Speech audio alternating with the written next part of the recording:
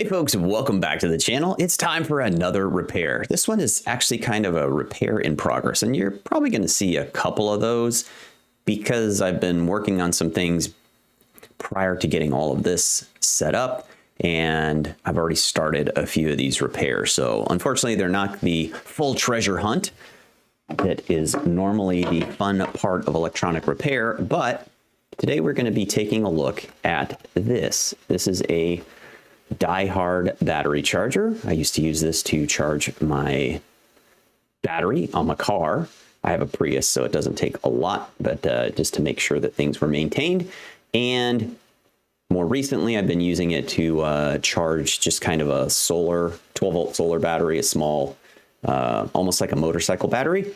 And I unplugged it for the holidays, and when I came back and plugged it back in, I got nothing. It just had completely stopped working. Now, I'm going to show you what we got on the inside. I'm going to show you the problems that I discovered, and we're going to make one final replacement of a bad component. So let's get into it. Okay, first things first, I would be remiss if I didn't say anything about safety. Obviously, do need to pay attention when dealing with electrical equipment, as it does pose a risk of electric shock. So if you don't know what you're doing, don't do this. This is for entertainment purposes only, not for instruction. Basically, a battery charger is just a switching power supply with a little bit of smarts so that it knows when to shut off. There are two parts that I had identified as being problematic. I can figure out, there it is. Okay. I was not getting any output. I was getting a little bit of voltage that was crossing from the high voltage side to the low voltage side, but it was very intermittent and seemed strange. And I was getting no indications from the LEDs that this was either coming on or it was switching on, going through the modes that it should. So the first thing I did is I started just looking with my multimeter. And then it wasn't until I got to this guy, which is, I may have to take this under the microscope because my eyes are not good enough, but C12, this electrolytic capacitor here, turned out that this was the main problem.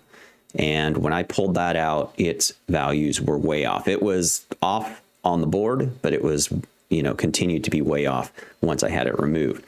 Once I replaced that guy, everything came back to life. Well, obviously the power was off. So I've already replaced that. And originally I used this multimeter / digital oscilloscope to check this component. You'll see that it is reading 3.18 nanofarads. Now, like I said, when I had it in the board, it was reading something way different. But when I pulled it out, it showed 3.2, and which is close enough in tolerance. And so I thought, oh, you know what? It's probably okay. And the reason that I pulled this thing out originally, let's see if we can get it in the camera here. It's pretty brown. It's a lot darker than it probably used to be. And the section of the board that it's on, it's actually right here, right by the MOSFET. And there's a little bit of discoloration. You've got this large resistor here, and it is, let's see, it's going to, I think, the drain on this MOSFET. One of the tools that I picked up in my repair adventures here is this LCR meter, which is useful for testing capacitors. So this is the capacitor that I pulled out, and it's not actually bad. I think in circuit it was testing weird, which is why I pulled it, because I thought it might be bad. Again, this is the original capacitor. It should be 3.3 nanofarads. It's showing 3.0. The ESR is 25 ohms. That might be a little high. I can't remember. I'd have to go back and look at the chart. And I did order some replacement or just some new capacitors. This one's reading 3.5 nanofarads, and you can see the ESR is much lower.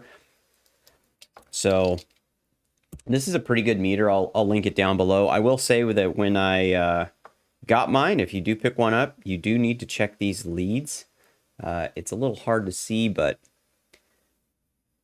there you go. You can kind of see where the wire meets the metal there on this red one in the center of the screen. It's actually under the plastic. And I was doing some tests and I was just getting really weird values when I was using these. And these are supposed to be much more accurate than the probes. It does come with standard, like, you know, voltmeter probes. But this 4-wire system is supposed to be a lot more accurate. Well, it turns out, I don't remember which one it was. It might have been, I think it was on this one. It was either the blue or the black wire. The wire was actually not connected. The solder joint was no good. And I basically just kind of looked up how these things are wired, how this whole system works. You can see there's 3 prongs, one's common. But I just got my, you know, continuity tester on my multimeter and started checking on the way that this is all wired, and I found out that I had a broken wire. So I had to repair this, but not a bad product overall. You can look at other reviews if you're interested. Not the topic of today's video, so let's finish up this repair. And all we need to do at this point is replace this capacitor. We will clean up these solder joints once we get the capacitor in place. But this is a through-hole component, and it is going to go right here by our MOSFET, and we're just going to pop that through here, get it fairly close to the circuit board, and then we can bend our leads out there so it doesn't fall back through. Now, it has been a while since I started this little project, and in that time, I've actually picked up a new soldering iron. I'm sure you'll hear more about that here on the channel in the future, but it's a G-Boom soldering iron, and man, does it make a huge difference. It heats extremely quickly. It sleeps. When you put it back in the holder, we're just going to add a little bit of flux here to this area. And this is just some of my good old Radio Shack 6040 tin lead rosin core solder.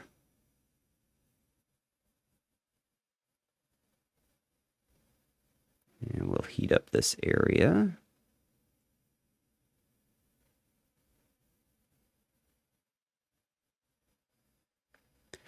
Make sure we get good solder joints. This area heats up much quicker since this trace is no longer really attached to the circuit board. So those two are connected, and they will have to just support each other. We'll get our flush cutters here, trim off our excess lead wire. And with this type of capacitor, unlike the electrolytic, it is not polarized, so it does not matter which direction it goes in. So let us go ahead and clean things up. I will grab a little bit of alcohol here, and you should soon, or you may, hopefully you've already seen some of the products that I'm using here.